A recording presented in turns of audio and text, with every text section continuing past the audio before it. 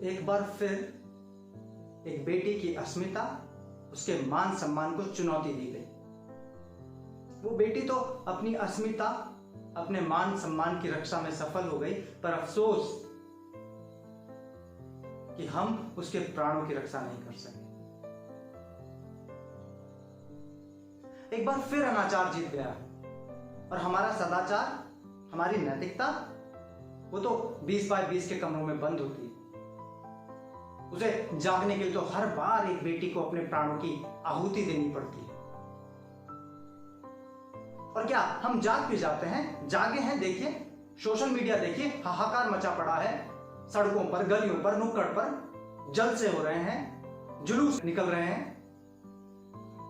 पर अफसोस कि जैसे जैसे उसकी चिता की आग ठंडी होगी, हम सब फिर ठंडे पड़ जाएंगे और फिर किसी दिन हमें जगाने के लिए किसी बेटी को अपने प्राणों की आहुति देनी पड़ेगी। आज अपने हृदय की बात को कुछ पंक्तियों के माध्यम से व्यक्त कर रहा हूं। आपसे आशा करता हूं कि अगर आप तक ये बात पहुंचे तो पहुंचाना इसे। शायद किसी की नैतिकता, किसी का सदाचार 20 बाय 20 के कमरे से बाहर निकल सके, घरों से बाहर आए। दीप जलाने का अब वक्त नहीं, रण की हुंकार बनो। दीप जलाने का अब वक्त नहीं, रण की हुंकार बनो। आंसू गिरे बहा है रक्त कहीं, मृत उमंग के कण कण की पुकार बनो। दीप जलाने का अब वक्त नहीं। डरी है उस मां की ममता, उसकी प्रबल आवाज बनो। सहमी है एक पिता की क्षमता, उसकी ध्वनि और लाज बनो। देवभूमि अब पवित्र नहीं, दामन से ये दाग हरो। सोते शासक विचित्र नहीं, अब तुम ही तांडव राग करो। एक मत हो ये स्वर तुम्हारा, पापियों का संघार बनो। रक्त रंजित है गंगजल सारा, तुम भी रक्त श्रृंगार करो।